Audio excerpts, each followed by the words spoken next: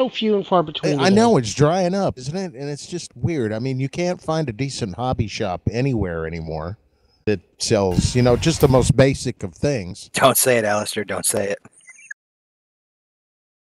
I wonder if the Hobbit's still open in Fayetteville.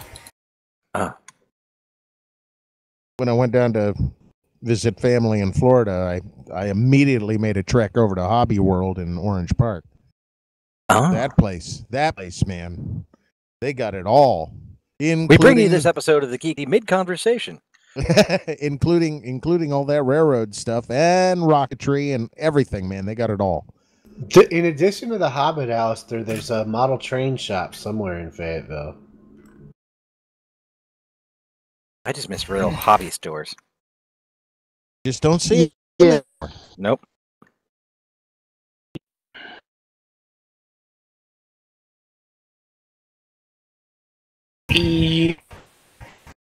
And that's me, to real shame. Tabletop, 40K, Warhammer, yes, they're similar. Yeah. Model railroading, model aircraft, RC plane. Doesn't matter to find. Amazon. I'm going to think this might not happen because I am having all kinds of issues hearing you guys. Really? Uh-oh. Oh, yeah. I mean, Amazon's a good option, but for hobbyists, we want to see the thing, pick it up, understand what we're buying, making sure it's the right size. Should we try for the weekend then, Adam? No, we can keep going. I mean, if it gets to the point where we just keep dropping frame, I mean, we've only been running for a couple of minutes. I've already got 256 dropped frames, and that's not a good sign. And I've been having internet issues. We lost our one watcher on YouTube. Our stream health just dropped to yellow. The worst store, though, is Hobby Lobby. That name is a lie. It's more of an arts and crafts store. It's a craft store. Yeah, they have a beautiful selection of art supplies. It's not even a craft store anymore. It's more decor. Well, not so much. It depends on which one you go into. Or are we going to start talking about the raw cotton, which isn't I just real? made the joke. I mean, come on. I'm not a fan of their politics, so I try not to shop there because that's how I vote with my money. I've never bought anything there, but I was waiting for somebody to get out of a doctor's appointment, and I had already been through the bookstore, so I walked in there, and I was literally in there for like 5 minutes before I was like, this place is a joke, and I walked out. They're a good place to go if you're like looking to make something out of fabric and something like that. Yeah. I went into Pier 1 instead. I spent more time in Pier 1 imports than I did in Hobby Lobby. You should beat yourself with a stick. Well, I will say this. The one over by where I am in Easton does have a really nice art supply section. I'm not going to begrudge them that. Their framing stuff is pretty good, too. Yay! I have an aunt and uncle in Jacksonville that own a framing shop, so I'd rather use them. That's an art form all on its own. I wish I knew how to do it.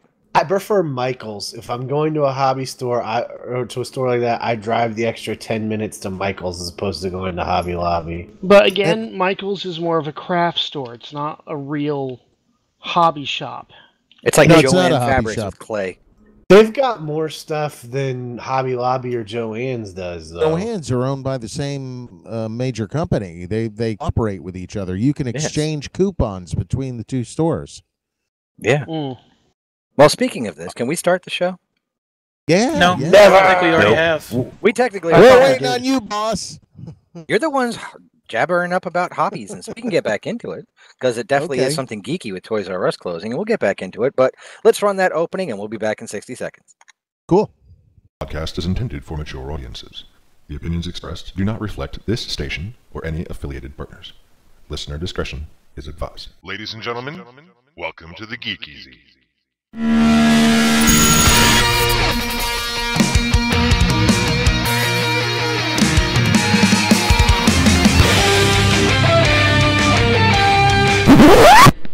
Just talking? Well, what's the show about?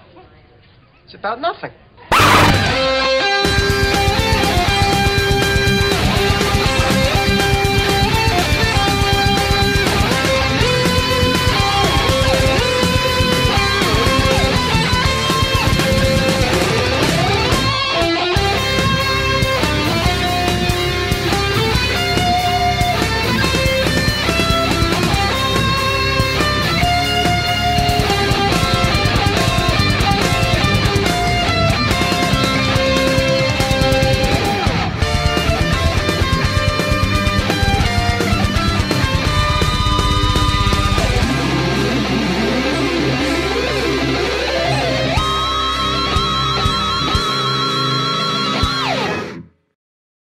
Yeah. Yeah. You know what? I just that shot of Wonder Woman that comes up in there. I picked up Wonder Woman on Blu-ray yesterday, and I watched the deleted stuff. And I watched that, and I watched the blooper reel. The blooper reel is hilarious because it's hilarious, and it's also Gal Gadot, I'm sorry. When she smiles, she literally lights up the screen, and she laughs, and she's giggling and laughing all the way throughout the blooper reel.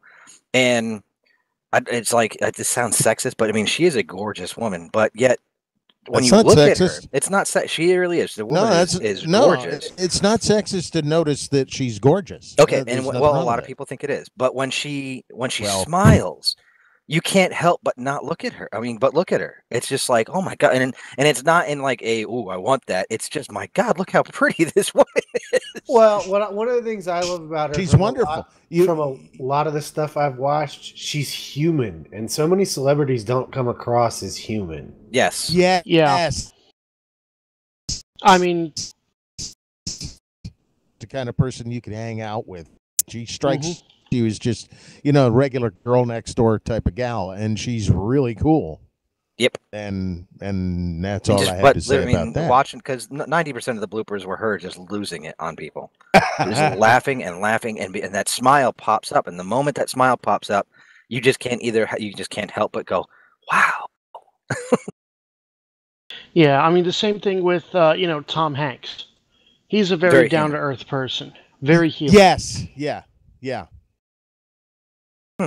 But whereas, Johnny Depp, again, very human. Tom Cruise. But also a little bit out there. Tom Cruise, no, he's a little out there. He's out there. He's one of those. Tom Cruise is an alien that has been sent to observe us. Yes. Well, there are those who believe their own hype and get stuck on themselves and stuff like that. Wait. What about Nicolas Cage? What? You don't say. I don't know. The thing about I'm going to steal the Declaration of Independence. The thing about Johnny Depp is, from the little bit I know about the guy, I don't think being famous changed him. He's just always kind of been that way. Fair enough. Kind of odd. He's just always been an odd person.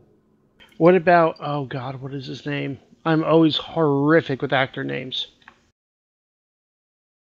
He played Iron Man, Tony Stark. RDJ? Robert Downey Jr.? Yes, Robert Downey Jr. He has gotten more down to earth as he's gotten older. Yes. Robert Downey Jr., yeah. Yeah, he's changed. Well, burned him out, that's for sure. I mean, yeah, he got over his alcoholism. He really, he's really cleaned himself up. And he is those Tony Stark. Actors, yes, those actors I really respect. Same with, musical artists. Look at Aerosmith. Yeah, they're getting old. But holy shit, were they addicted to drugs and alcohol back in the day. Same with the Rolling Stones. Yeah. Well, you'd actually be surprised how long ago Aerosmith gave up drugs and alcohol. Early 90s. Oh, it's been a while, yeah. Yes. Well, you know who I've always respected, but he would not have been on my list to hang out with until recently, is Patrick Stewart. Oh my. Why? You see, I always liked him as an actor. I've always liked him as an actor, and I really respect the guy, but it wasn't until he got involved with Seth MacFarlane and then so on that you realized he has a sense of humor. Yeah, because prior to that, he was this stuffy, classically trained Shakespearean actor who classicalized everything that he was saying, and he was so effete and proper all the time. And he could say, "Shut up, Wesley." Most of the stories I had heard about him were, just how uptight he was on season 1 and everything, and and now you realize that he's not like that. That's just he has an accent and he's a Shakespearean actor, so people just assumed things about him. Well, no, it wasn't an assumption because he was very stuffy. I've seen where I forget what the show was called, but it was a workshop of Shakespearean acting, and they were all very. I mean, every British actor from the 80s and 90s you can think of, they were in this program, and they were deconstructing Shakespeare and going over scenes, and it was one of the stuffiest things I've ever seen in my life. It was good, but it was very British. But it was so British and stuffy. Well, no, but he admits he didn't know how to relax on season 1 because, he wanted to do his best, and he didn't realize that he needed to cut loose once in a while, and because there was so much tension on the set in season 1 of TNG. Mm-hmm. Well, and the tension was all coming from him to hear others tell the tale, and the thing is, it took working with these raucous American actors who knew how to cut up and have a good time while they were working, that kind of yanked ass, as it were, and got him to relax. I don't know. From what I've heard, the tension came from things like Roddenberry's lawyer being banned from this by the studio and then sneaking back and going through people's stuff, and the writers changing from week to week and everything else. Well, I mean, I'm sure that didn't help, but on the set itself, I can see a bit of both. And Stewart himself has admitted that yes, he was. He was trying to be a very serious actor, and it wasn't till halfway through the season he realized that while the role could be serious and needed that poker face, that he didn't have to have the poker face all the time. I mean, you talk about how stuffy British acting can be, and it can be, but then there's the flip side of the coin. Look at Monty Python. No one expects the Spanish Inquisition. Oh, hey guys! Tomorrow night, I'm going to a show at the Flynn Theater in Burlington. They're going to show Monty Python's Holy Grail, and then John Cleese is going to come out and do a Q&A. I am so stoked. Oh, nice. He's a little weird. Like, he's surprisingly conservative in real life. Basil Fawlty. You can love Monty Python all you want. His best role was Basil Fawlty. Oh, no question. Hands down, Basil Fawlty was just amazing. And his wife's pretty hot, too. She was the maid. Yeah. That's his wife. Yes. Holy cow. But let's get back to the geeky stuff. We can go back. I want to talk about that some more later. Well, we can talk about that. I mean, it's geeky stuff. He was a geek. He was in James Bond. But we were talking Star Trek. I got a question. Was Patrick Stewart at the red or the blue carpet premiere last night? I know Shatner was. A couple of TNGs. That was a shock. Couldn't believe Shatner showed up for that. Wow. No idea. Let's talk Discovery. Because it's getting pretty good feedback. I mean, everybody that saw it last night, even though they're still in a ban, they're not allowed to actually review it. Nichelle was there too, apparently. Oh, she's awesome. Billingsley, Anthony Montgomery. I believe Robert Picardo was there. But it's just like, I know Jonathan Frakes was telling everybody stop freaking out because he's seen it. He had already seen it. Isn't he directing an episode? Yeah, he directed. He's also directing for the Orville, I believe. Yes. Oh, hey! Apparently, Kira was there. Yeah, Nina Visitor was there. Speaking of people on shows, Yeah. I know it's kind of going the other direction, but I was rewatching an episode of Enterprise recently, and lo and behold, there was Seth MacFarlane on Star Trek Enterprise. Getting berated by twice. Trip. Yeah. He loves Star Trek. Loves it. Oh, yeah. And it shows in the Orville, it really does. Mm-hmm. Yeah, Orville is well, he pretty much said Orville is basically his love letter to Star Trek. Yes. Yeah. Gates McFadden was there last night because she tweeted about it. She tweeted, said, "Great acting. Holy cow, those special effects." That's all she said. Jordan Hoffman. Who's Jordan Hoffman? Why do I not know? I know the name, but I can't place it. Let's see. Star Trek Discovery does the impossible. It's modern and enormous, but still fundamentally Star Trek pla. I know the Trimbles were there. Yes. Bijo. It is Bijo, right? I love Bijo, I think. I don't know. No, Bijo. It's Bijo. I thought Bijo had passed away, too. No, so she was there. Yeah. Both of them were there. Okay. I love in that wide shot how you can see some of the actors are actually wearing the Starfleet Delta. Oh, yeah. John Billingsley and Anthony Montgomery were there. Oh, Nichelle Nichelle has this necklace that's covered in deltas. And she wears it to everything she goes to like this. She wears that thing. And of course, there's Jonathan Frakes. Yes. Weird. But we didn't get the current Star Trek power couple. Who? Oh, he was there. Adam Nimoy was there. So was Julie. Yes. Looks like Nicole DeBoer and Connor Chenier and Roxanne Dawson were also there. So yeah, they grabbed everybody from every season, from every show. I think they had a pretty good showing from everywhere. I saw somewhere someone had mentioned. Did they get anybody from Voyager? Picardo was there, I believe. Picardo was there. Yeah, I was about to say if anybody was going to be there, it was probably Picardo. He loves Star Trek. What about Takei? Was Takei there? I don't think so. If Shatner was there, I'm going to say probably not. Probably not. Yeah, that would do it, wouldn't it? Yeah, I mean, I wish those two would just bury the hatchet. Really, seriously. Yeah. Life's too short. Someone had mentioned how it shares DNA with Deep Space Nine, which, in my opinion, makes it a show worth watching. Interesting. Well, now it depends. Yeah. Is it the first 2 seasons of Deep Space Nine? Yes, that's true. Or the rest of Deep Space I don't know. Nine? The last half of season 2 wasn't too bad.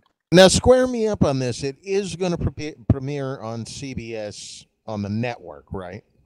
As far as the first episode will. Yes, the first episode is, and at the same time, the premiere will premiere on All Access. But as soon as the premiere is over, the second episode will also be available on All Access. Now, I did snag one of those pins about a month ago. I never opened it, to try and keep its collector's value. But I wonder how I'm going to get the time for access from that pin purchase. There's going to be a code on there. It's got to be somewhere. Yeah, look for a code. I'm not going to be shy about this. I love Michelle Yeoh. I love her in everything she does, so she's definitely a draw for me into this. Wow, I don't think I realized quite how old Doug Jones was or is. You ever see? I mean, like, if just look at how thin he is. Oh my God, he's like a stick. Yeah, he's almost ghoulish. Everybody walking out with smiles, and this is making me go, okay. A lot of that was awesome. A lot of great cinematic. They said it's epic and cinematic, which is a good thing. That is a good thing. What bothered me about the casting of Taniqua Green Martin, though, was they couldn't. If they had just sat on her casting until they had killed her off on The Walking Dead, because as soon as she got cast, we went, oh, great, she's going to get killed. And then we just sat and waited to see how it went down. What was up with that stupid headline declaring her as the first black lead in Star Trek? I have no idea. First black female lead. Lead. But originally it didn't say female. No, it did. They edited it later. Yeah, they added it. Yeah, and that's nonsense because we know who that was. Avery Brooks. Hello? No, Nichelle Nichols. The Cisco. No, lead. Nichelle was supporting. Yeah. But Avery Brooks was the lead on. I mean, it's usually the top billed actor. Yeah, good point. Albeit he's crazy nowadays. Supposedly, he's never been easy to work with. Who, Avery Brooks? Yeah, he's a little loopy. Yes. If you watch that Shatner thing with the captain's table thing that Shatner does, yeah, he's out there. Which is a shame, you know. So we are all going to watch it, right? Mm-hmm. Oh, yeah. With all these positive reviews, I am feeling better about it. I had a lot of kind of, fear that this was going to be a flop. But especially, with John Billingsley signing off on it and Anthony Montgomery, I'm feeling better about it. Pretty soon you'll be hearing Art just yelling out in pain and saying something about Chinese food. Yeah, sorry. There's a I'm cat sitting, and the little fuzzball likes to climb up my chair / my sides. Is that what that clattering noise is? I hear it clawing away. Like a ding, ding, ding, ding, ding, ding. So like has Avery essentially retired from acting? Yeah. I think so. Yeah, we've seen him in nothing since. Really, what else has he done? The last thing he did was the Captains in 2011 film-wise, and then I think he was on Broadway for a little bit, but I don't think he's done anything recently. Well, then again, what have we seen Frakes on? But Frakes has been directing. This is true. This is true. So has LeVar Burton. Yep. So has Paris. I can't remember his name now. Robert Duncan McNeil. Yeah, yes. he's a director now too. Well, what I really want to do is direct. They say there's twists. Somebody tweeted about surprising twists in the story. Well, that makes me go, I know it's come out that they're supposedly going to explain how everything fits canon-wise.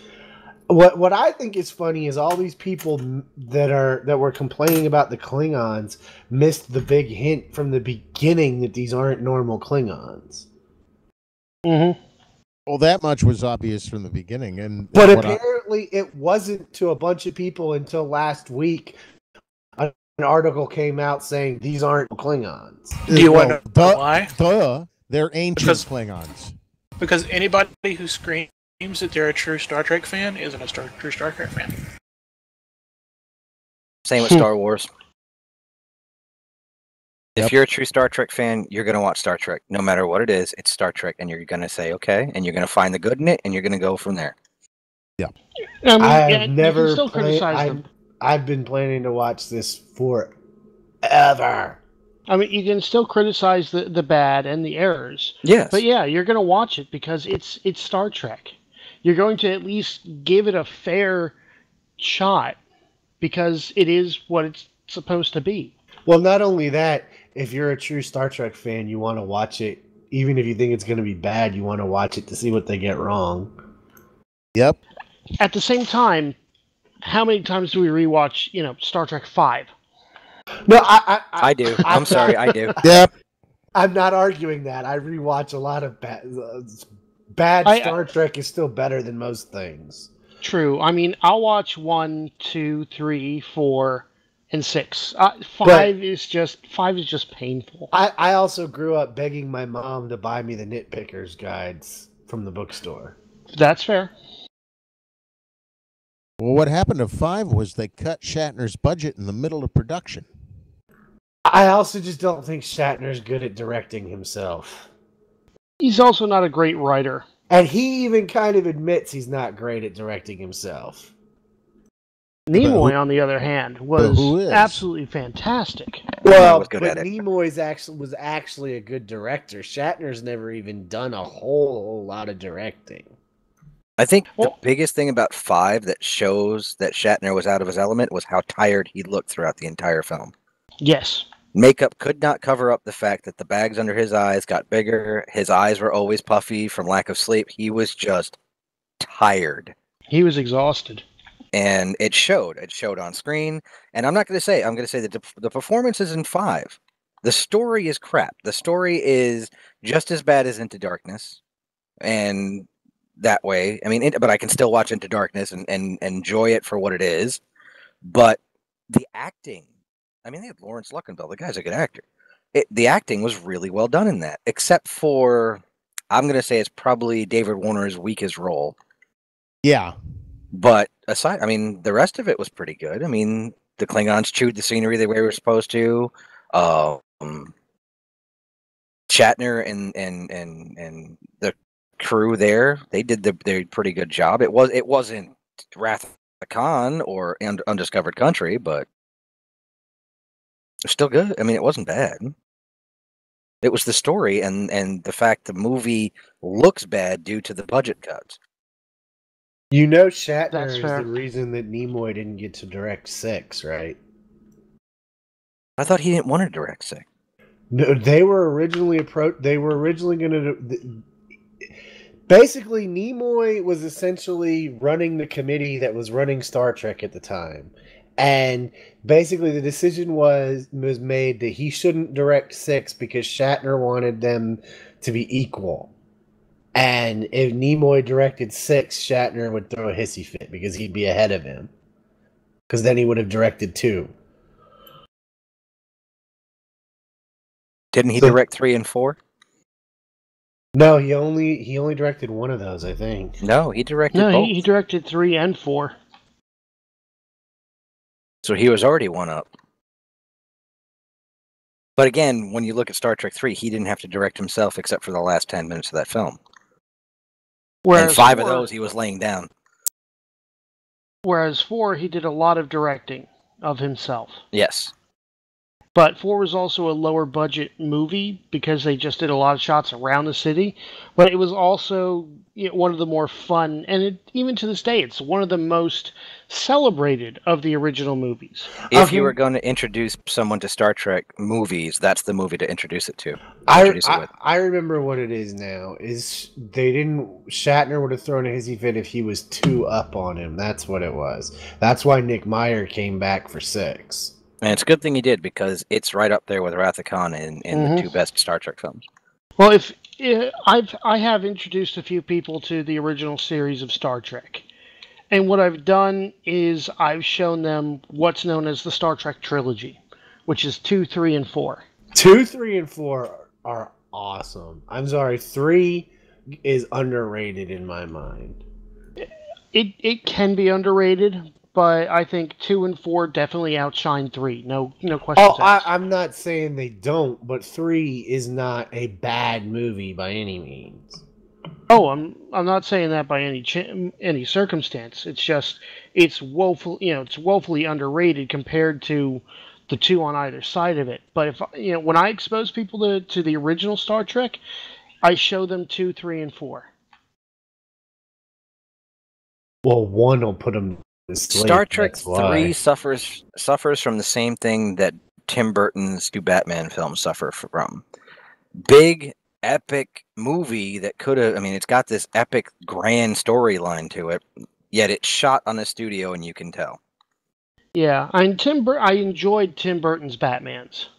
Yeah, so did I. I think they're classic. And you gotta remember, they kept shrinking the budgets for the movies at that. I know.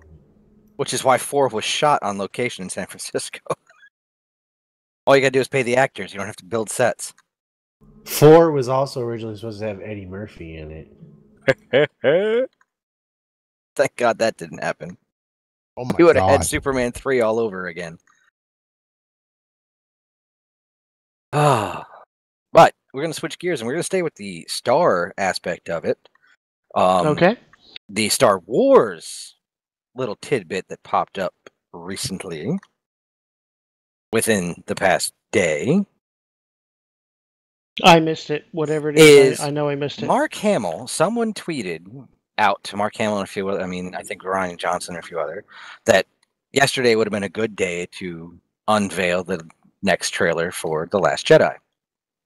Mark Hamill then tweets back, you should watch Monday Night Football on October, I think it was 9th, for no reason whatsoever.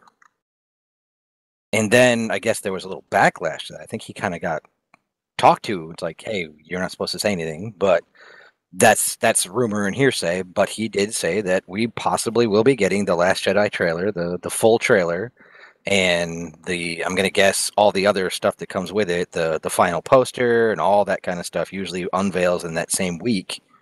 But we're going to get the full Last Jedi poster, because I'm pretty sure the movie's done. They're just putting the final touches on it. So this trailer should be pretty well done, all finished shots. I'm interested to see how this one does. I mean, there's been leaks of certain characters in it already. Like the, ouch! Sorry. The ouch? You fuzzy little menace. You fuzzy little menace.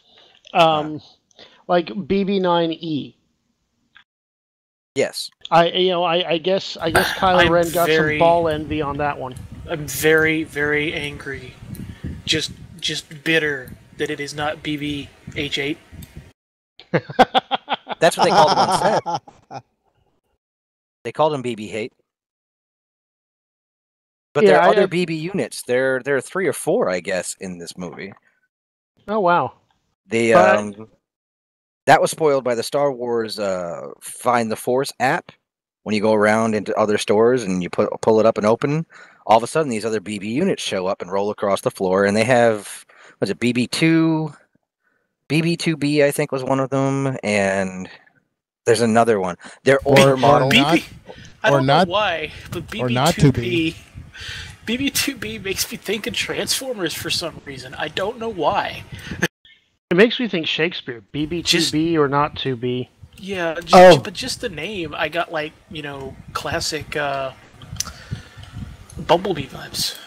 Oh God, I don't know that I like this. Apparently, Vader might be in the Han Solo movie. He was kind of a predominant figure in the that particular time and age, and if they're still going with a lot of Han's original backstory, he did attend the Imperial Academy. And I guess Ron Howard teased the Kessel Run in a tweet. Well, not to mention that he did directly interact with Han on Bespin. So he knew it. Well, they never he never said that he knew Han Solo, though. No, but I mean, if they cover more of Han Solo's life, it makes sense for him to be in there. Well, just the time period makes sense that Vader, especially if they're dealing with smugglers and the riffraff of the galaxy. It makes sense. It makes sense. Doesn't bother me at all. I hope they don't try to fit in an epic, look what we did in Rogue One, so we're going to try it in here too.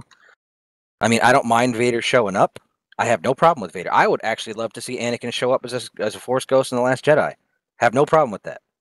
But don't try to capture lightning in the bottle. It doesn't work. Oh my God! Richard Donner's 3-hour Superman the movie extended cut is coming to Blu-ray. I had a problem with them editing over the other actor when they redid 3. Well, that was Lucas. Well, yeah, that was Lucas's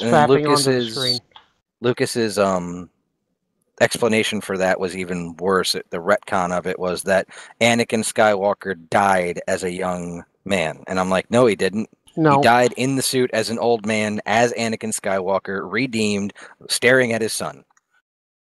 Yeah, I agree with you wholeheartedly on that one. Yep, that was shitty. Sorry. It was. No, it was full on, big old pile of it.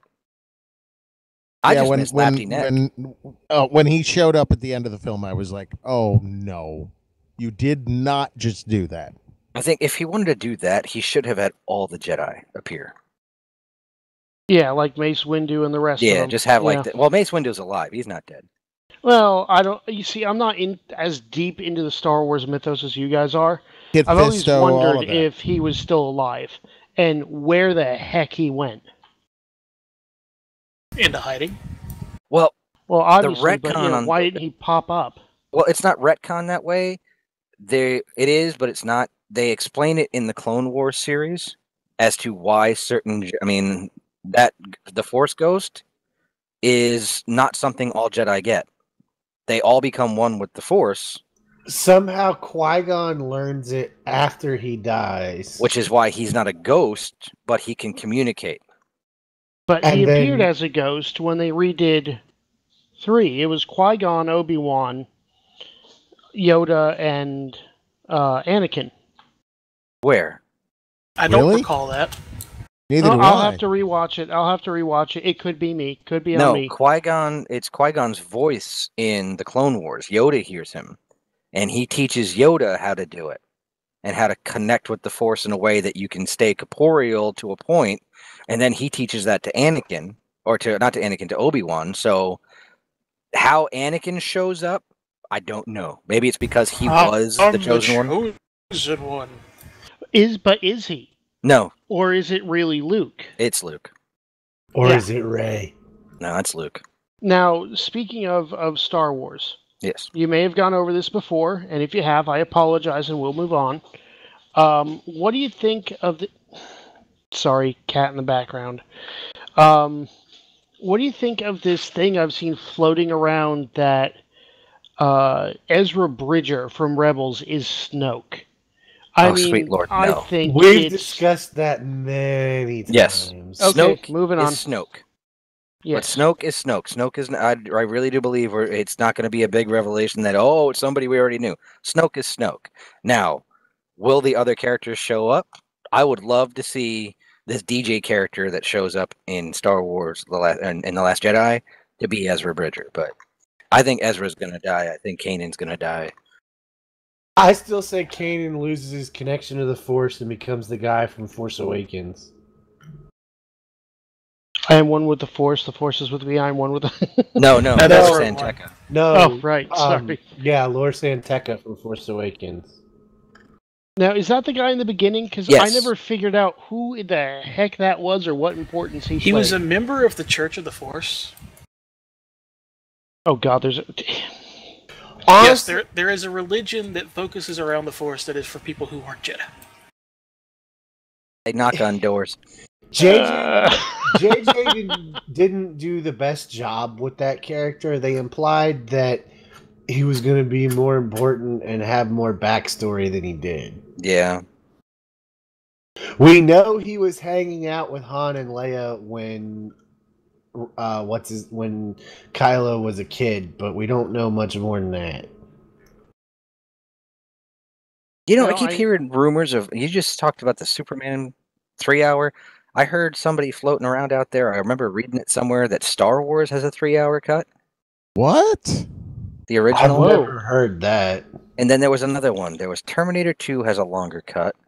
There were a few other ones, movies that had longer cuts that we will never see just because. Well, we know that there's a lot more that happened on Tatooine that got chiseled out. Yeah, that whole But that thing made sense. between Luke and Biggs, the whole conversation at Tashi Station. We've seen all that. If you look for it, you can find it. Did you ever notice how much Biggs looked like Freddie Mercury? yeah, I'm not the only one that thought that. I've paid my dues on Tatooine. In this next film, I just want to see Luke break bad with his bad Jedi self, and I just want to see Luke in full action, full Jedi action. I want to see him fight without a lightsaber. This is going to sound stupid, but I was kind of always hoping to see in every shot of those X-Wings, I really wanted to see just an older red and white X-Wing sitting like in the background as if Red 5 had just been preserved, and they're just hoping he'll still come back and Red 5 is still sitting there. Red 5 is underwater. Yeah, Red 5 is underwater, but I imagine if there is a sort of preservation for Red 5, it was probably in a museum, probably on Chandrilla.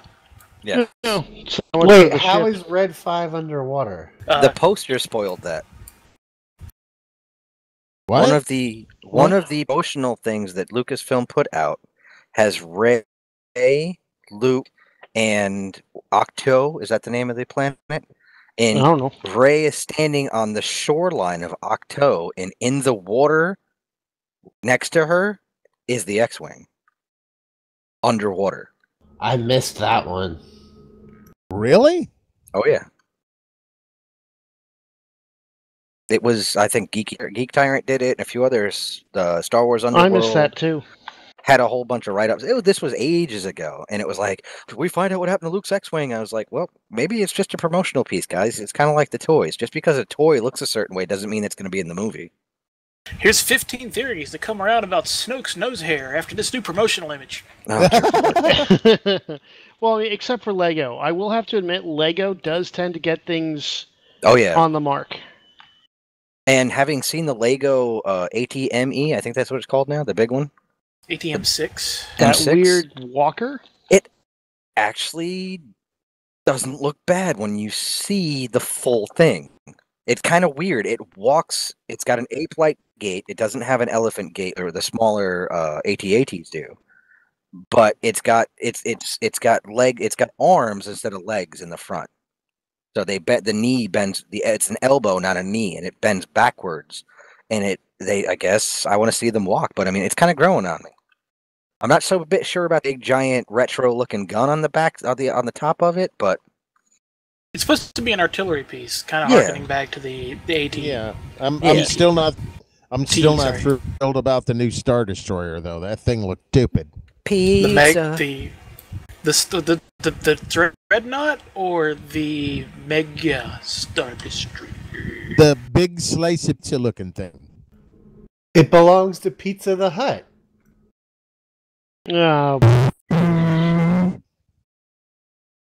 Pizza's that was gonna bad. send out. You taste great, boss. Get out. That was bad, and you should feel bad. But it does. Out. It's like lazy. They got sloppy. I'm just bringing Spaceballs into it. I have to look. Is Doug Chang still head designer on the Star Wars movies? I think you're heading for a kick in the Spaceballs. Nice one. Because the you. design work I've seen, the ship designs. I mean, they're bringing the A-wing back, which is cool. But the new Resistance bombers, again, they look. I don't know. It's like they just don't seem as thought out as the original trilogy, and even the prequel trilogy. The prequel trilogy, when it came to designing things, that stuff looked like, I mean, you know how it worked, what it did, all this kind of stuff, and it looks like they just slapped stuff together. And I'm still trying to figure out how the First Order can afford to build these giant things. I've always wondered that, just like Star Wars in general. How can they afford to build this stuff? Because rather than being a very small federation and a very small corner of one quadrant of the galaxy, it's a galaxy-spanning empire. What, the First Order? And originally. And they literally strip mine planets. That's true. The original Empire strip mine planets. Yeah, they left planets dead. They would just go away and the planet was dead. And it's essentially what they did to Starkiller Base. It was a planet they strip mined. Yes. Pretty much. Which was Ilum. Yes. Didn't they confirm that? Pretty much. I do believe it has been pretty much confirmed at this point. I thought they confirmed that on the Star Wars show. I don't think anyone's come out outright and said it, but they've said so many things that coincide with each other that it's just like too many coincidences. So Starkiller Base was Kyber Crystal powered as well. Apparently, the design supervisor for Last Jedi is Kevin Jenkins. Okay, it's not Douglas Chang. Not according to this interview I'm looking at. Okay. Because Doug Chang's work, it blows my mind when I see his stuff. Is Douglas Chang any relation to Hua Chang? No, different spelling. Different Chang. Okay. I will say this though, I am relieved to sorry, train of thought just derailed. Choo. Yeah, pretty much. Supposedly, porgs taste really good. Supposedly, the ape-like gait is to stabilize the gun. That would make sense. If you say so. If you watch a gorilla walk. Their shoulders don't bounce. Their heads don't bounce like an elephant. When an elephant walks, the head sways back and forth and up and down. Watch a gorilla when he's walking on all fours. His shoulders just like and a head stay. Just like a Sasquatch, man. Sasquatch walk on hind legs, dude. They don't drag their knuckles. I watched that show, man. That we know of. Yeah, well, those guys know Squatch, man. Oh, We got a Squatch. there it is. There it is. They know Squatch, and I watched that show, so I'm going to take the experts. Okay, apparently all the porgs are little puffin-like things that live on the island on Octo. And I guess they taste good. Well, hey, I mean, people in Iceland eat puffins, so anyway, my train of thought has been rerailed, and derailed again. Sorry, text message. I used to use that as my text message sound. I thought it was interesting that they actually went back Lucas's original early write-up of Star Wars, because as we know, Luke Skywalker was actually called Luke Starkiller. I thought actually, it was Anakin Starkiller. Anakin Starkiller. I thought it was interesting that they called it Starkiller Base, kind of adding a nod to real deep original write-up. Oh, that's exactly what that was. A lot of the Jedha stuff was the same thing. Yes. The Star Killer himself was supposed to. They were trying to get him onto Rebels. Dave Filoni confirmed that on, I think it was the season 3 Blu-ray in an interview. The guy from the games? The guy, they were trying to get Star Killer, yes, the guy from the game, Vader's apprentice. They were trying to get him into the show, and they couldn't figure out how to do it without destroying continuity. Yeah, they were going to make him a uber awesome special Inquisitor. Something. They said it would have been really cool, but they still got. I mean, they got what's his name to do the voice of Maul. So, well, you find that there's a lot of that in the development of these kind of things. There's a lot of this. Wouldn't it be if, and then they kick it around and go, yeah, it would be cool, but no. I mean, like Maul again. I felt that he was really just unnecessary. I mean, and then the actual fight between him and Obi-Wan is just like, and you're done. It was supposed to be. Maul essentially committed suicide by Jedi. I love that scene. Probably one of the most touching scenes in all of Star Wars. I love the sound he makes when he gets into just. No, not that one. Oh, what? The one from Star Wars Rebels, where Obi-Wan finally ends him. Oh yeah. Just dip, you're done. Yeah, the samurai, the Seven Samurai scene. That was the fact that Obi-Wan still had compassion for this pitiful soul. That was just like, yeah.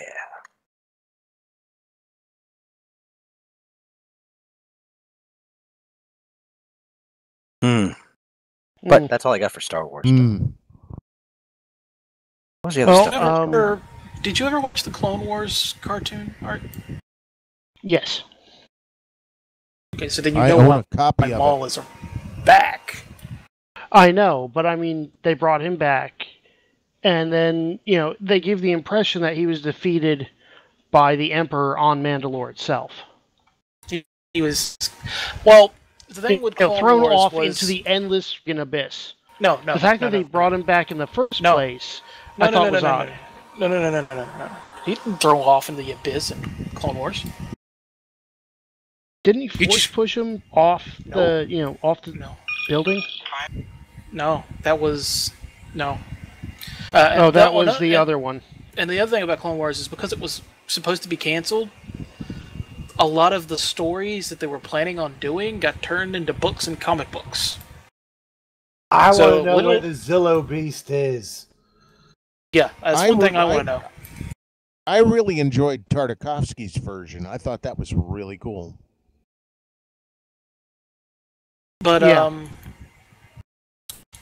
there's actually a comic series, a short comic series that covers the what would have been for season 6, season 7 for Maul.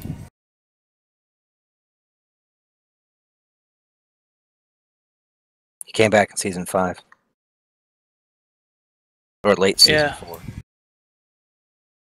Then let's see, Emperor beat him up and his brother in season, was it 5? Yeah, it was 5 because they only had 6 seasons. More like 5.5 seasons. 5.5 seasons. And then Let's see. The comic books explained what happened to Maul after the Emperor got a hold of him, and then we saw what happened after that in Rebels.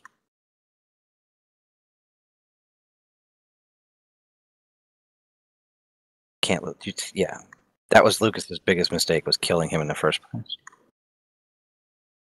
The other thing that drives me nuts not drives me nuts, that I like it, that I find interesting about Clone Wars is, man, Anakin comes across as like seriously potentially abusive in that to Padme in that series.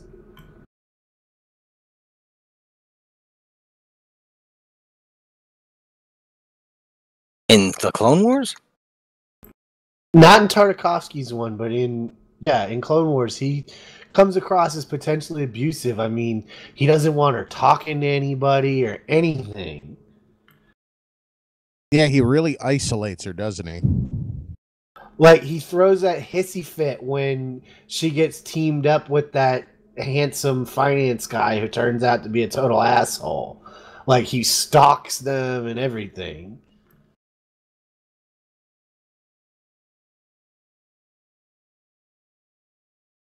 Well, it's all part of what he's becoming, so it kind of makes sense. It's Anakin's fall. She is the reason Anakin falls. Thanks, Padme. Someone needs to do that. A picture of Vader on her shirt and says, "Thanks, Padme." Way to go, Padme. I still don't know why she died. It makes no sense, unless the Emperor actually killed her from afar. It does. I mean, that's a loophole. I still feel that even in that movie, it's way too much of like Anakin is a light switch. Yeah, it's a little forced. They should have done it earlier in the film. No pun intended. No pun intended whatsoever. I didn't get that till you said that. And I think that, there's so much stuff that goes by way too fast and happens too coincidentally and too perfectly. Like his fall to Vader, and before that, the three other Jedi that just get slaughtered by Palpatine. I know in the book, the book adaptation of it explains it that you really don't. He just becomes a shadow, and he attacks, and they don't know where he's coming from. It's just he slaughters them that way, and their heads that are removed, and body parts go flying, and it's more of an attack, and not just some old dude making weird faces stabbing them as they just stand there. Because they really did. I mean, Kate Fisto went down like a bitch. Yeah, he really did. He just stood there. I'm just going to hold my lightsaber up and let you slice me. I'm just going to take it. Well, the other thing is there's a major unresolved plot point from episodes 1 through 3. They talk about the weakening of the Force and how they're losing their abilities and everything, and then that just disappears. Yeah. That's why I think Luke is the chosen one. Because he's in touch with the Force. Whereas everybody else seems to be diminished, Luke is all like, "Got it. I got it and don't even realize I got it." Also, do we ever see a Womp Rat? Yes. In the special editions. They're all over the place on Tatooine. Oh. Those kangaroo things? Kangaroo-looking things are Womp Rats. Oh. They're about 2 meters long. Better question. Do we ever see a Bothan? No bigger than the exhaust port on the you know battle what? station. I think on television we saw the Bothans. We never saw them in the films. Because now was it 6 or 4 that they say many Bothans died to bring us this information? 6. Okay. That's why a lot of people were freaking out about Rogue One, because they kept getting the movie wrong. It was the Death Star 2 plans that the Bothans stole. Yeah. It's like they're overriding the sacrifice of the Bothans. Then again, there is that little comment like of bar talking to that one senator. I'm never asking the Bothans to do anything again. I just asked 2 of them to go get me coffee. Both dead. Many Bothans died. Well, let's see. We've been doing this for 40 minutes now, 50 minutes. The other thing I wanted to talk about was I don't do horror films, but it is making a killing at the box office. It was good. It was so good. Is it good? It is good. It is very good. I'm gonna get very tired of that pun, intentional or unintentional, very quickly. Which one? It is good. It is good. I don't know. I mean, it's when I think I think Tim Curry. I don't think that's what's his name, Sarsgaard or whatever. Oh, dude. Jody and I are big fans of the original miniseries, okay? And so we watched this, and Jody and I kept turning to each other and going, "This guy's killing it." So yeah, we were really satisfied as hardcore fans of the original. This one surpassed expectations. It really, really did. Now, it was really good. Was it horror or thriller? Yes. Oh, it's both. Yes. It's scary, but also thrilling. Yes. Okay. Because everybody I know who's seen it said it was good, and I'm not punning or anything. It, as in the movie, was well. good. And you realize this is just chapter 1. Oh, they haven't gotten to the rape scene at the end yet. You're funny. It's just it's the just the part about the kids when they were kids. Okay. When they do the second one, it's going to be the second part of the story where they're all grown up and have to go after it again. Because they make a pact that should this thing come back, they would all come back to town and deal with it. That is a horrible name because every time you say it, they have to deal with it. He said it again. He said it again. What is it? I don't know.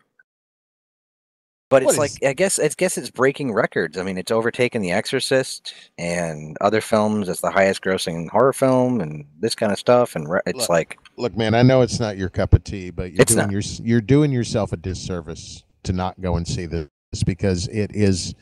Even though you know what the deal is, it's still a nail biter, edge of your seat kind of stuff. And we get into the kids' backgrounds a little bit. There are no decent adults in this town. They're all screwed up. They're all nasty, horrible people. And these poor kids have to suffer their parents. And so it really speaks to character development on a whole different level. It really, really does. They really get into that angle of it about the kids' parentage. And Firefly chimes in over on Twitch. He says they don't fall into the trap of people doing blatantly stupid things for reasons. Exactly. No. Kind of like Alien. What was it? Alien. Why do we make this? That's not the name of the film. It isn't that whole thing of don't go in the house. Don't go in the house. Okay. Oh, you went in the house. No, it's oh God, you've got to go in the house. You've got to, because that's the only way this is going to get resolved. Oh. Don't go down there, well, I have to go down there or this won't get resolved. So what they're doing is confronting this thing. It's not that they stumble into it. They all realize that they're all somehow connected and all seeing the same kinds of things, and it's because of it that they are.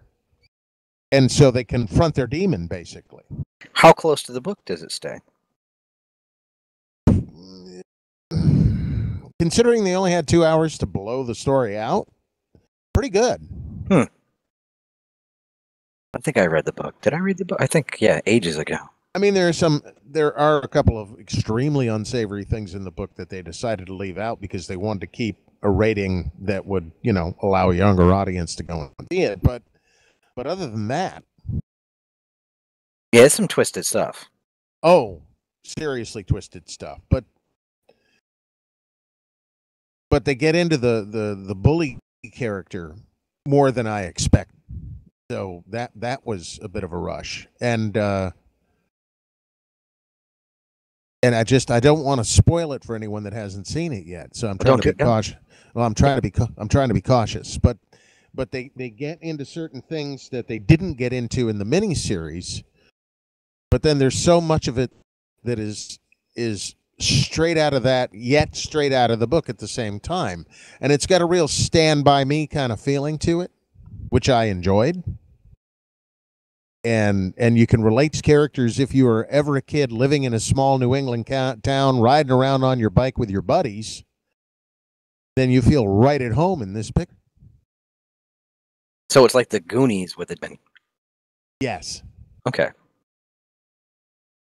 And it's the whole, coming of age kind of thing, and the preteen angst, and realizing that girls make you feel funny. All of that is in there. Like when I climb a rope in gym class. Oh yeah, but all of that stuff is in there, but it's so well done, and these kids are such tremendously good actors. I was really blown away. I really was.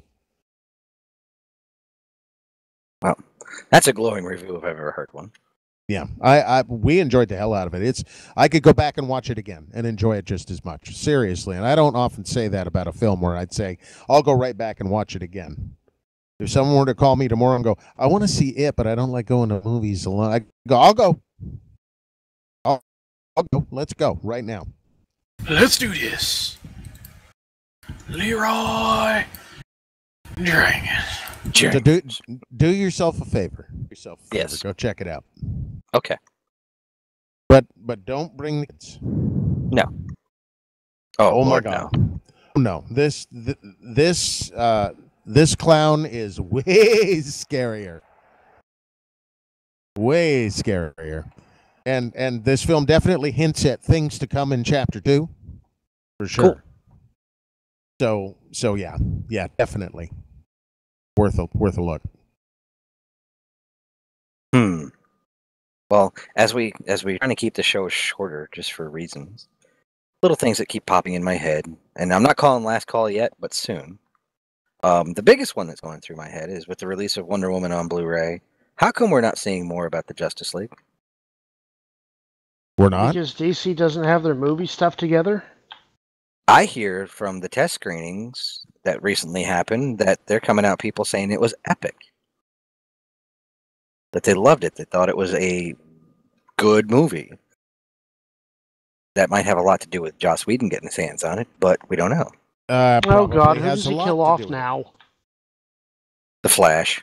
Seeing as you can't find a single Flash action figure anywhere right now. Got Aquaman, Superman, Batman, Wonder Woman. I'm like, Cyborg, where's the Flash? There are no Flash action figures on the shelves right now. I wonder if it has something to do with the fact that there's a Flash TV show. There might be a kerfuffle. Oh, but it's all DC, so I know, but still, there might be a kerfuffle. There might be a kerfuffle. Hmm. But I was like, you know what? I wanted it. I want a Flash figure. I was like, okay. I don't blame you. Flash is cool. He's one of my favorites. Although, that's, speaking of the TV shows, that's something that has irked me about those TV shows, that they are deliberately preventing themselves from doing another TV Justice League because they're all set in different universes, for lack of a better term. It is. It's the DC multiverse. Yeah, but by doing that, they preclude themselves of actually doing a Justice League. Now, they did drop a small hint of Batman in, via Supergirl. Mm-hmm. She said, my cousin worked with Vigilante once. Lots of gadgets, but boy was he tough and mean. I mean, gee, I wonder who that could be. Let me think. But they're precluding themselves from actually. They have so many hints of what could be a Justice League in those shows, but because they're set in different multiverses, they can't actually do a Justice League. And I don't know why they would tie their own hands like that. It seems to me that Supergirl is especially good at dropping those little nuggets, too. It's because Supergirl, again, is in her own universe, whereas she does interact with the other shows, which are in the same universe. Yeah. The Supergirl can do that, where I don't think Batman exists in the Arrowverse, as they call it. I think you're right. I think he only that, yeah. exists in the universe where Supergirl and Superman are, because Superman and Supergirl do not exist in those other universes. You know, we're getting. Proto-Batman's gonna appear in Gotham. Yeah, a lot of people are saying that it's jumping the shark with that, because he wasn't Proto-Batman that young. Yeah, it seems a little too soon to me too. I saw that and I went, no, not yet. I mean, I didn't watch any of last season just because I don't watch grown-up TV anymore. I really don't, and it's really sad. And it's just I don't watch grown-up TV. It's like if it's not on Nickelodeon or the Cartoon Network, I'm not watching it. But been there, done that, man.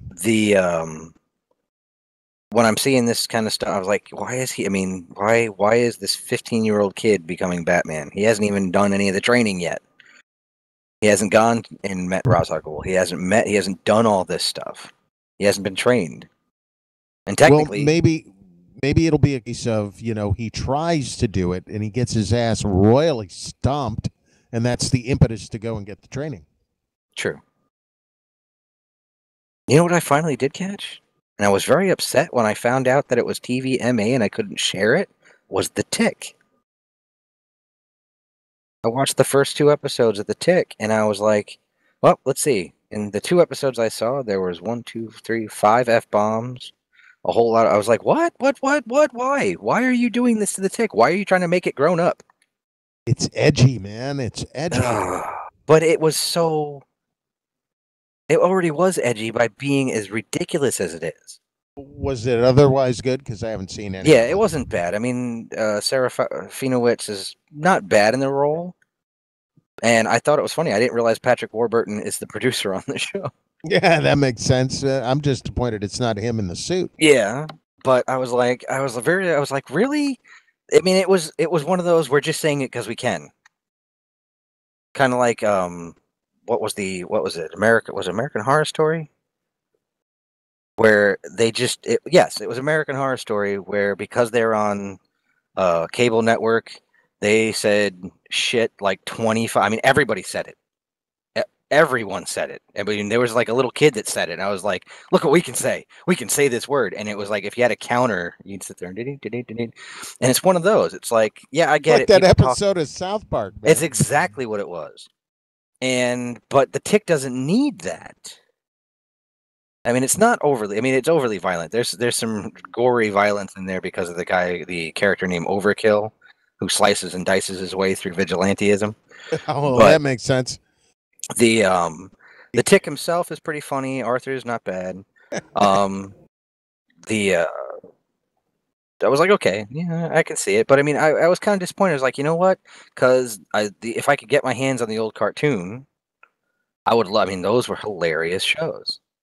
And when I think The Tick, that's what I did. I mean, I think I read a couple of comics, and even the comic books, they were so tongue-in-cheek stupid, and the stupidity was right there. I mean, it didn't take itself seriously, where it's this.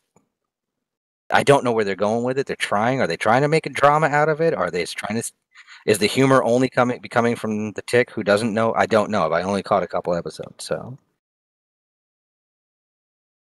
I don't know.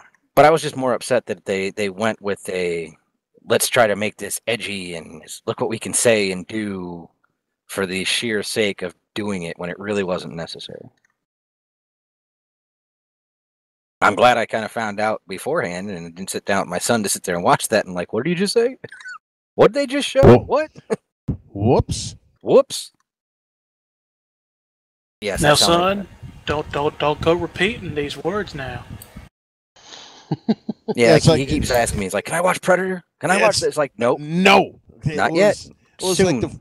It was like the first time I sat down with my daughter when she was little, and we had stumbled. We were looking things up just to look at on the internet, and I stumbled over. You're all going to go, "Oh no," when I tell you this, but we stumbled over Happy Tree Friends. Oh, whoops! No. Yeah. And we started to watch, and it was like, "Oh God, look away, honey, look away." don't look. Oh God, what did I do? Oh God, I I've have broken been my to the daughter. bowels of the internet, and I have found. Yeah, and oh man, was that a mistake? Whoopsie. I mean, I know people say, "Oh, you're such a prude, and why don't you?" It's like because you're going to hear worse. And I was like, "Yeah, but not from keep me. them innocent. Keep them innocent as long as you can. As long as you can. I mean, I had the heart at the other day, 9/11. I guess they were learning about it in school.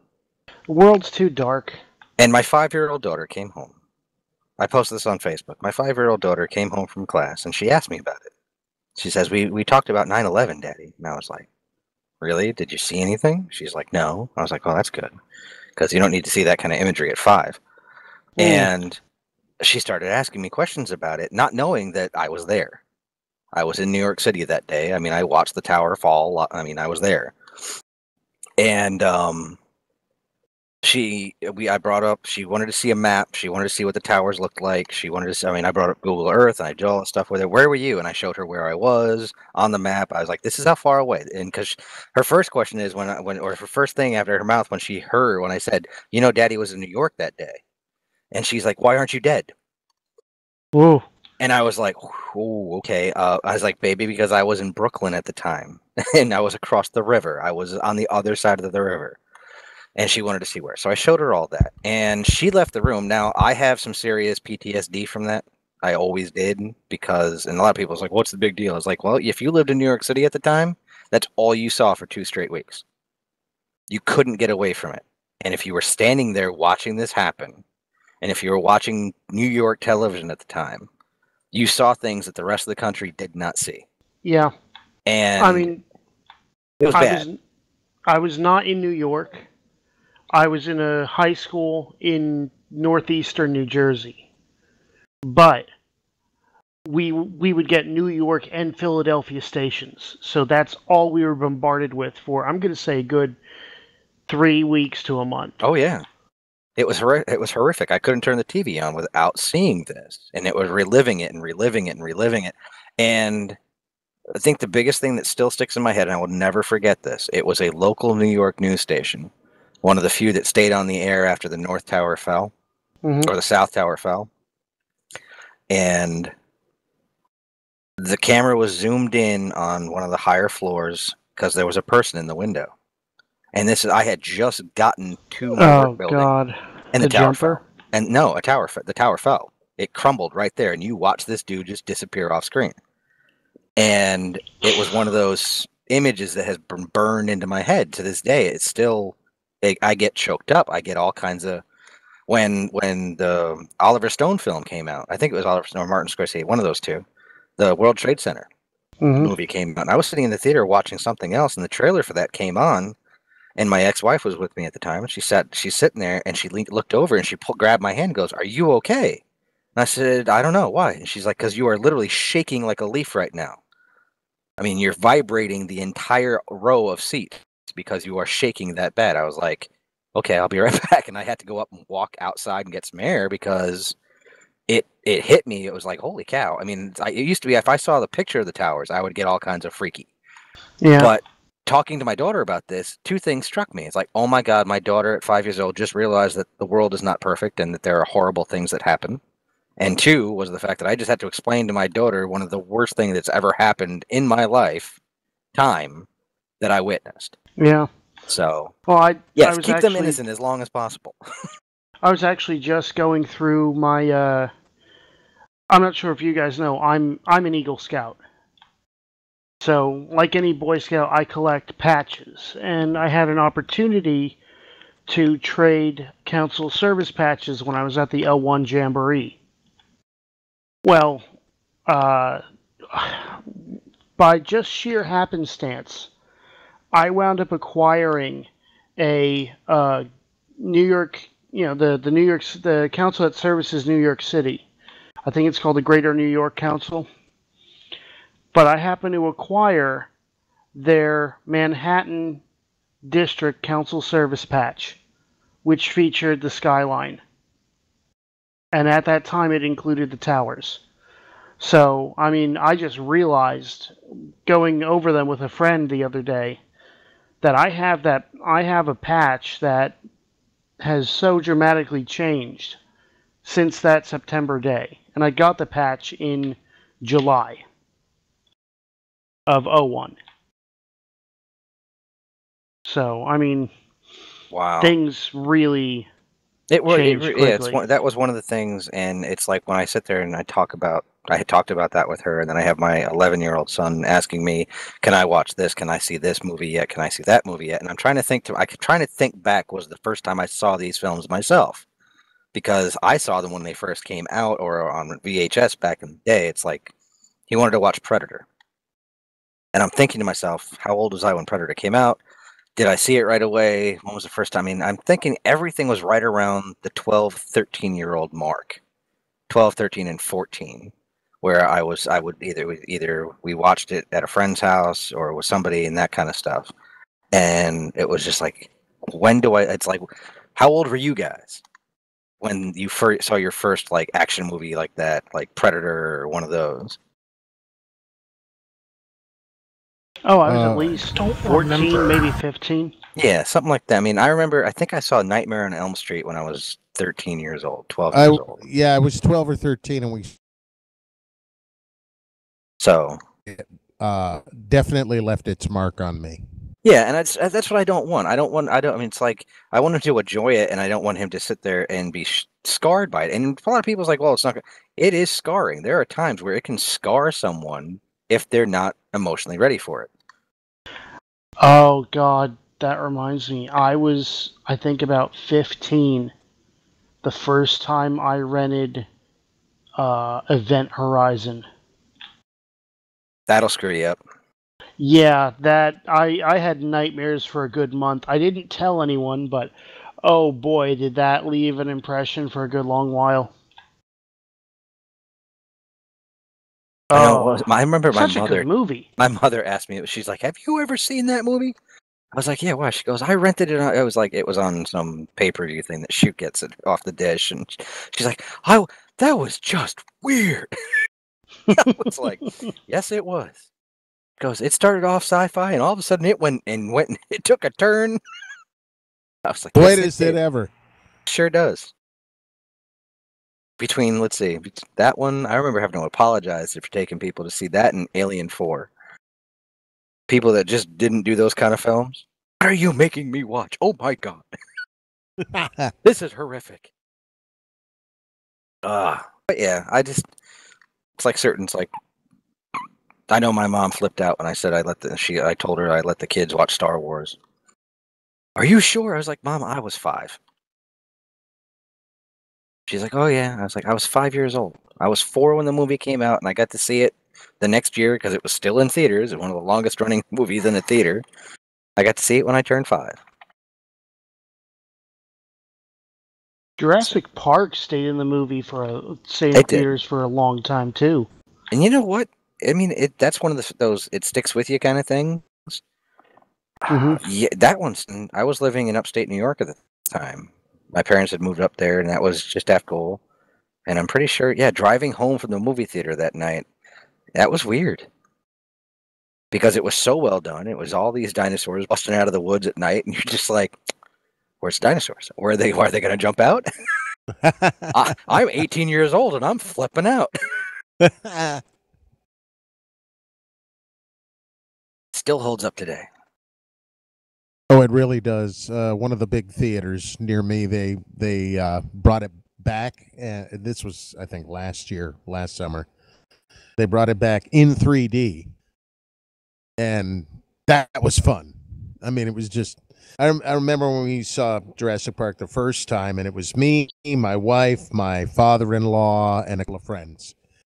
And when the T-Rex busts out of the woods, and that classic scene where it kind of bends down and goes, whoa, we all looked at each other and realized we had all slid down in our seats so that our heads were even with the backrest, and we were all like, God.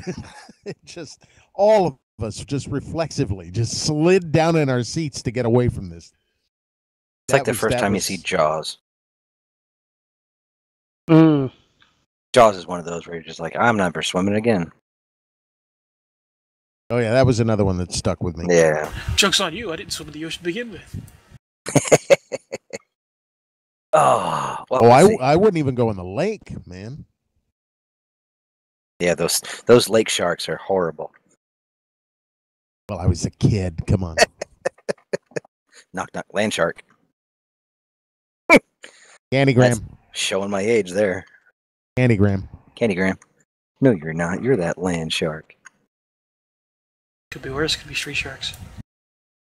Oh, yes, it could be worse. You know what? Since we talked about it at the beginning of the show, how about we go back to silly question. I'm just going to throw it right out there. If Toys R Us closes, are we going to cry and whine? Nah. In this day and age with online buying and stuff like that and cheaper places to get your toys and or collectibles, is it really a shame if Toys R Us, even though it would be a shame to see an icon that's been around for, 40 years now? I mean, Toys R Us, everybody want to be a Toys R Us kid. I just about gave my actual response, and I'm sitting there like, do I really want to be the person that gives us that one for the episode where you have to say mature audiences? Go ahead. We're at the 1 hour mark. We're after 10 o'clock. My reaction is, it's like, yeah, I'm a Toys R Us kid. I grew the fuck up.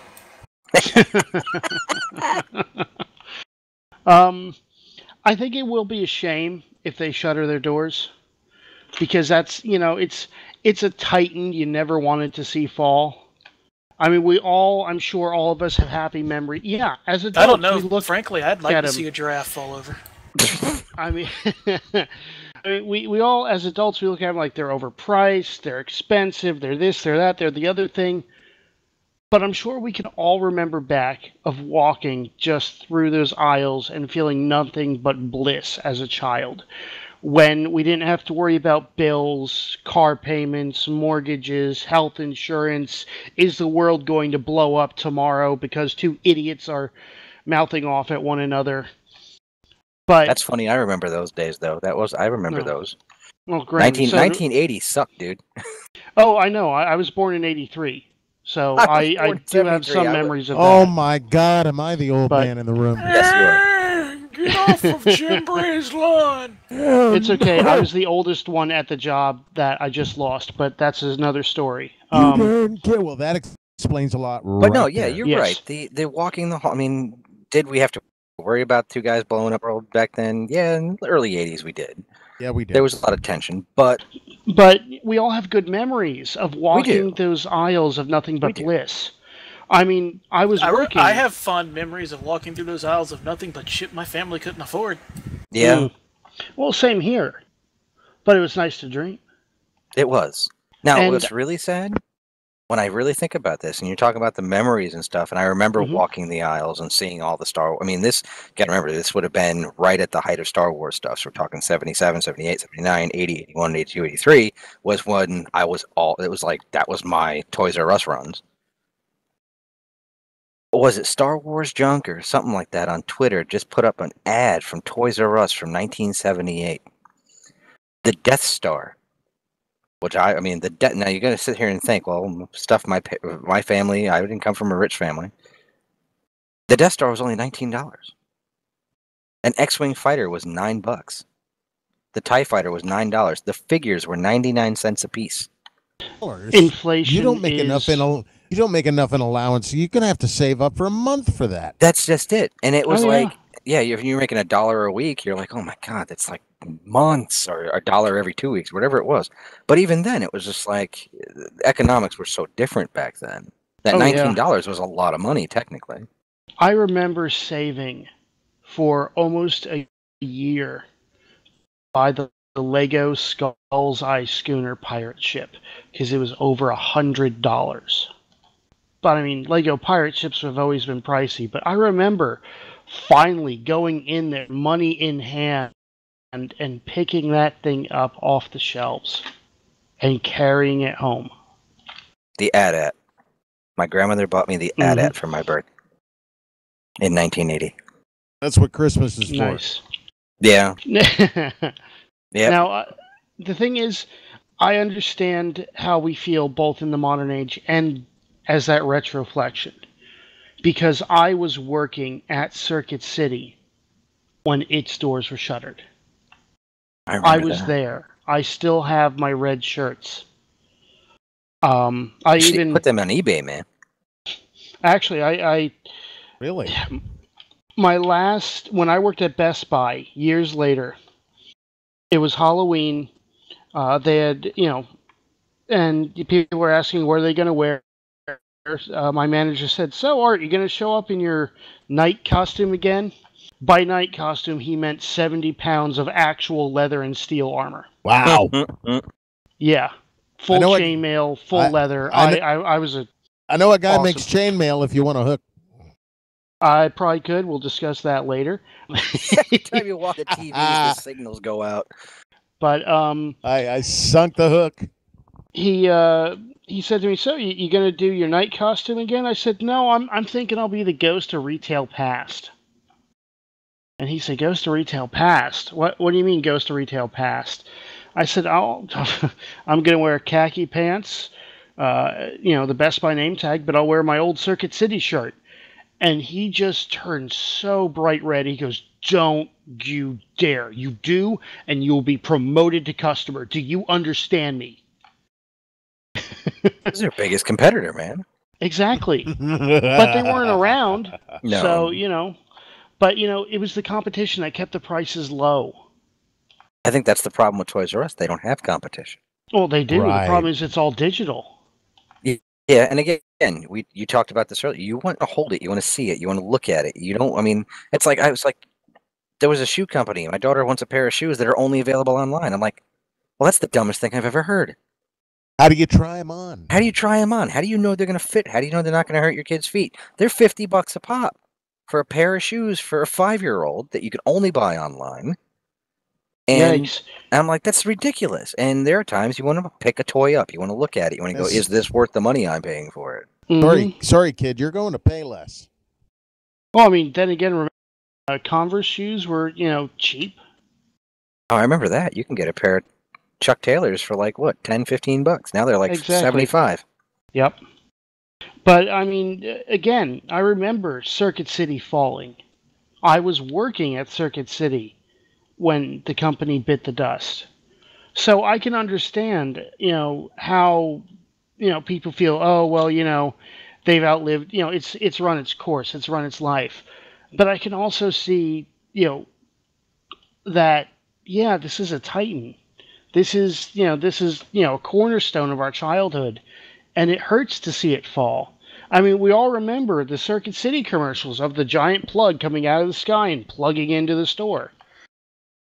Yeah. So I've seen titans like that fall before, and it hurts to look back. But it's funny though that when Circuit City closed its doors, it was because it had competition that had lower prices.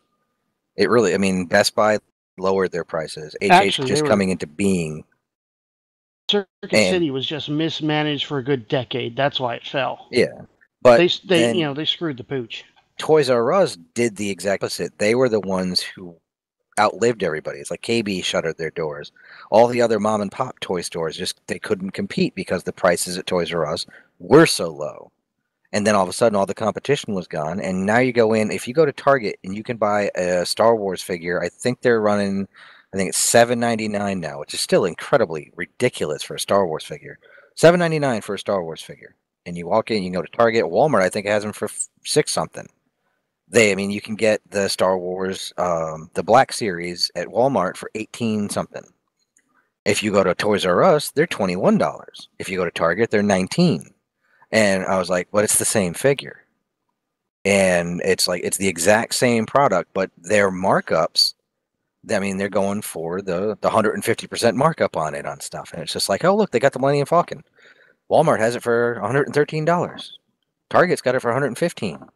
Toys R Us has it $135. It's like, wait, what? Why? Why are you? Why? And I think they priced themselves out. It was like their head got to. I don't know. It's like, what's your overhead? How is your overhead any worse than Walmart's? You're selling toys. That's all you sell. You have that market. Whereas Walmart has, they got food and this, that, and everything. So but you're the only one that sells toys now. You're the only brick and mortar toy store left. and you're pricing yourself out. So we'll see what that's just happens. it. Instead of other just toy stores, everybody has toy stores. Yeah, but there are things you Target can wasn't only I mean, get. yeah, they had Ames and Kmart, but The they Kmart near us just shuttered too. the one by me looks close. It's not there yet, but I gotta say it's not looking healthy. Yeah, they just closed a couple of weeks ago, and I mean, yeah, it'll be sad to see Toys R Us go. Am I gonna? I think my kids would probably be a lot. I mean, because that's the big thing. Can we go to Toys R Us? It's like, what do you want to do? Just walk around and look. And it's true, you do just want to walk around and look. And I don't know. It's Chapter 11. They're covering they're not closing their doors.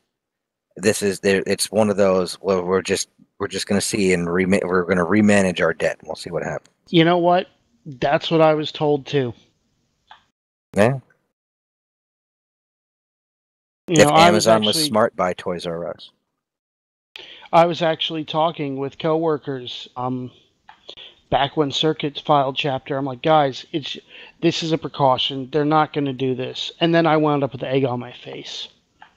But I pointed out that Kmart, Sears, other companies had done Chapter 11 and came out bigger, better, stronger. But Circuit City was just mismanaged, and then the new guy they brought on board just kind of put the nail in the coffin, took his severance package, and walked. Well, we'll see what happens. Yeah, that happens. Indeed. Well, if you're out there listening, just a shout on our Facebook or Twitter, and let us know what your Toys R Us memories are. Because if they do go the way of the dodo, but yeah, I thought about eBay or Amazon sitting there going, okay, yeah, we'll buy you out. We'll keep some brick and mortar stores going. An eBay brick and mortar, now that would be interesting. Well, if they just kept the Toys R Us brand, it would be interesting. But I'm gonna call last call. Anybody got anything short, sweet, to the point? Just throw it out there. I think I'm nothing. I think kind of used forward to stuff. Discovery. Yeah. Definitely looking forward to Discovery. Let's see how that goes. Let's hope it does well and that it continues to keep Star Trek in the forefront. Star Trek in the hearts and minds of its viewers. So we really can all finally live long and prosper. We didn't talk to Orville, but the second episode was much stronger than the first. I haven't seen it yet, but me neither. There was one review, one response to it that really makes me want to see it, and so this guy, I really respect it when it comes to his opinion of Star Wars, science fiction, and everything. His name's Adam Isle, and he said it felt like home. It did. It felt like home. In a good way. I mean, was it? We've seen the story before.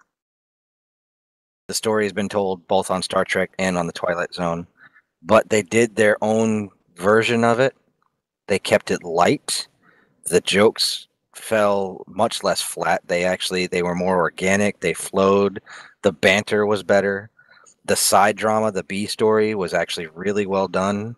It was a character growth moment that, surprisingly, right off the bat, the way it was like, oh, okay, that's pretty cool.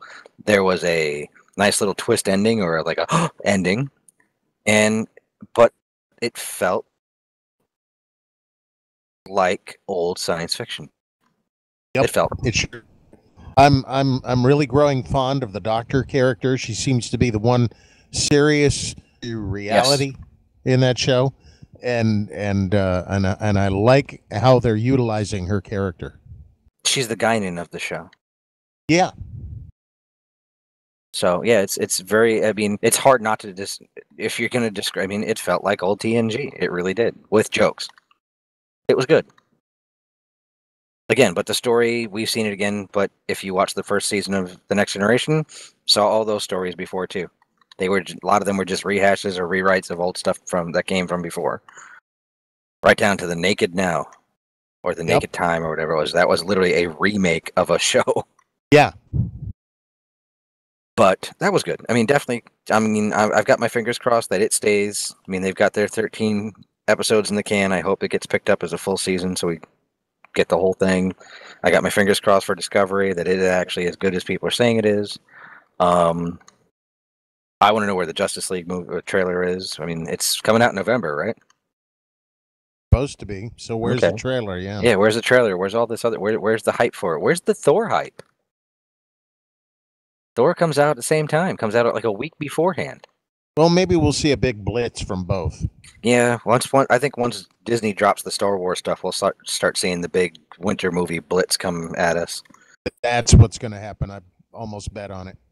Yeah, they're pretty good with that back and forth. What was it? Deadpool. They did it with Deadpool, right? Fox and Disney back and forth. Who can put the most trailers out in a week, or the most stuff? That's when it gets fun for us geeks. Alistair, any gaming news that can get, or anything that you want to talk about gaming wise right off the bat, or at last call? Nothing off the top of my head. I signed up to do an extra live stream this year. I haven't picked a date yet. Okay. When I do, it'll be raising money for Duke's Children's Hospital. Excellent.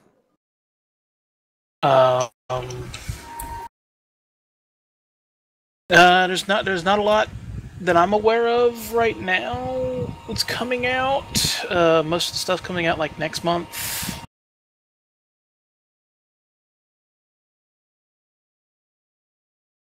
That's really it. Yeah. Cool. Okay.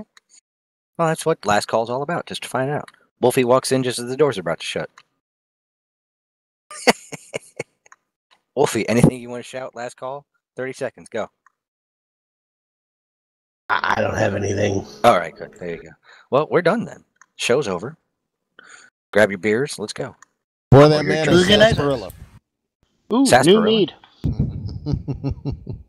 Next week we'll be back, and we will have Discovery to talk about. Oh yeah. We will. It will most likely be a Star Trek centric show. I think that it'll be. And don't forget Thursday. Orville is going to be on Thursday this week as well. It's moving to its normal day. I guess I will say, I'm sure you guys discussed this while I was gone, but episode 2 was so much better. Like it was a different show. Yes, we did. We just said just before you walk back in. So yeah, next week will probably be in Orville. No, there won't be any Star Wars news until October. Hopefully, we'll see. Maybe they're like, we're just gonna drop it, and then everybody will lose their minds. Yeah, I think that's about it. So, everybody say goodnight. Good night. Good night. We're Good done. night. We'll see you next week. Thanks for listening.